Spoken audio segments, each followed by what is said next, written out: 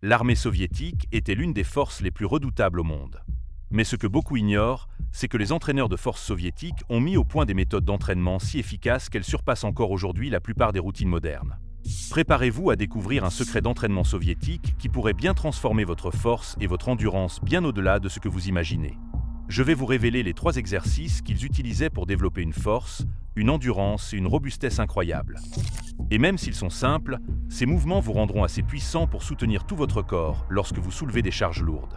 Le premier s'appelle le Tour du monde avec kettlebell, parfois connu sous le nom de halo de hanche. Au premier abord, il peut sembler trop simple.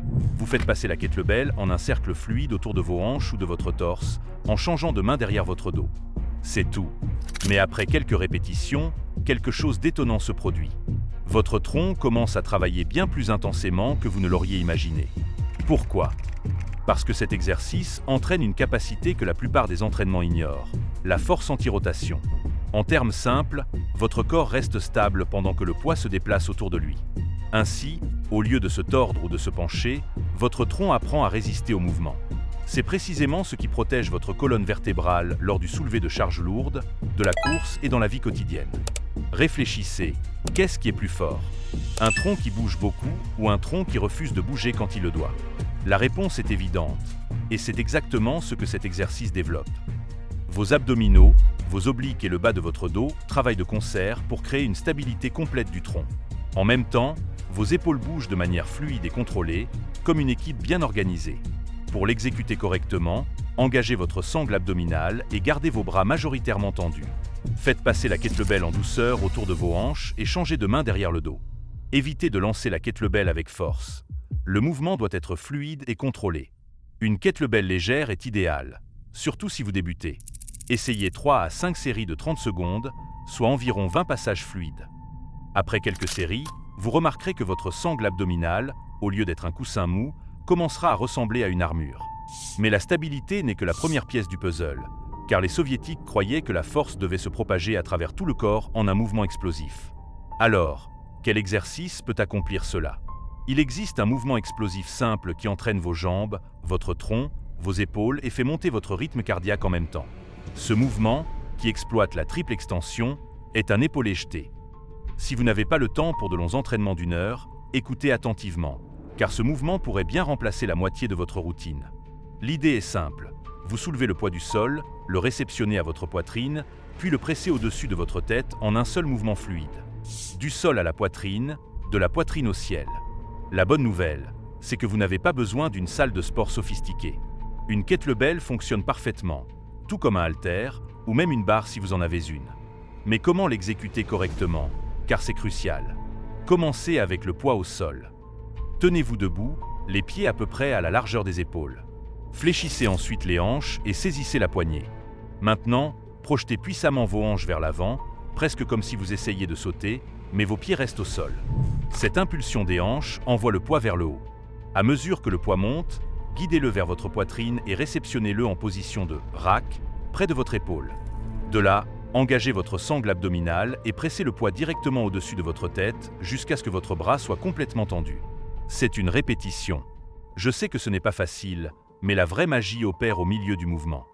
Cet exercice utilise ce que l'on appelle la triple extension, ce qui signifie que vos chevilles, vos genoux et vos hanches s'étendent simultanément. Imaginez un saut puissant.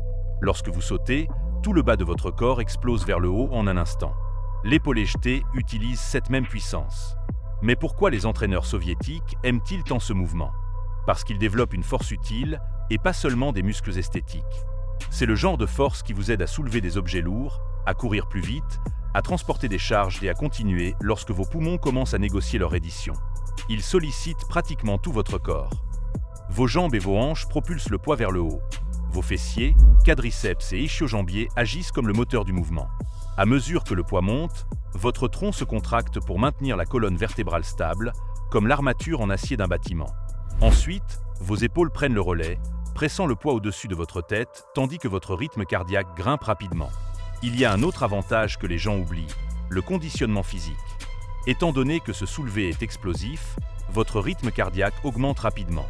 Après quelques séries, vos poumons vous rappelleront que la force et le cardio sont en fait de très bons amis. Mais quelle est la plus grande erreur que les gens commettent ? Ils essaient de soulever le poids avec leurs bras. Ne faites surtout pas cela. La vraie puissance vient de vos hanches, tandis que vos bras ne font que guider le poids vers le haut. Sinon, le mouvement ressemble moins à un entraînement de force et plus à quelqu'un qui se bat maladroitement avec un poids. Alors, commencez léger et concentrez-vous sur une forme fluide. Les débutants peuvent essayer 4 séries de 5 répétitions.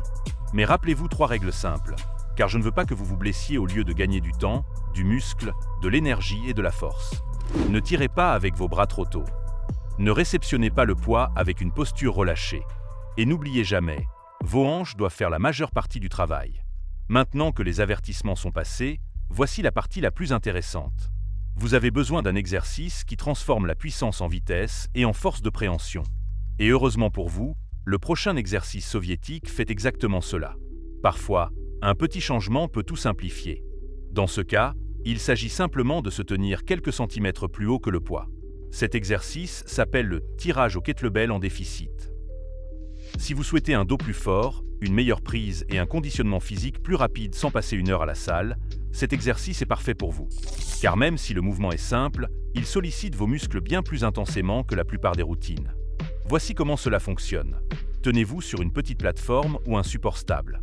Placez la kettlebell au sol entre vos pieds. Fléchissez les hanches et saisissez la poignée. Puis, explosez vers le haut avec vos hanches. À mesure que la kettlebell monte, tirez-la à hauteur de poitrine, les coudes pointant vers le haut. Vos bras guident la kettlebell, mais ce sont vos hanches qui génèrent la puissance. Et évitez la plus grande erreur, ne tirez pas sur le bras avec le poids.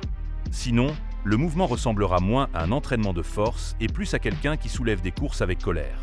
L'équipement est simple, une kettlebell, une petite plateforme. Si vous n'avez pas de plateforme, ce n'est pas un problème. Vous pouvez simplement fléchir davantage les hanches ou utiliser un objet stable et sûr comme support. Cet exercice sollicite certains des muscles les plus puissants de votre corps. Lorsque vous projetez vos hanches vers l'avant, vos fessiers, ischio-jambiers et le bas de votre dos propulsent la kettlebell vers le haut. Ce sont les mêmes muscles que vous utilisez lorsque vous sprintez, sautez ou soulevez des objets lourds. À mesure que la kettlebell monte à hauteur de poitrine, le haut de votre dos et vos avant-bras travaillent intensément pour la guider et la contrôler, ce qui développe progressivement une prise plus forte. Et comme le mouvement est rapide et explosif, votre rythme cardiaque grimpe rapidement. Après quelques séries, vous remarquerez quelque chose d'intéressant. Non seulement vous développez de la force, mais vous entraînez également votre corps à bouger plus vite et à gérer l'effort sans vous fatiguer aussi rapidement. La programmation est simple aussi. Pour les débutants, commencez par 4 séries de 8 à 10 répétitions. Si votre objectif est le conditionnement, essayez 3 séries de 15 répétitions rapides. Pour la force, optez pour des poids plus lourds avec des séries de 5 répétitions en vous reposant plus longtemps entre les séries. Au total, ces 3 exercices peuvent réalistement remplacer un entraînement complet. Et le meilleur, c'est que vous n'avez même pas besoin d'une salle de sport. Tout ce dont vous avez besoin, c'est d'une kettlebell ou d'un haltère, et peut-être d'une petite plateforme. C'est tout.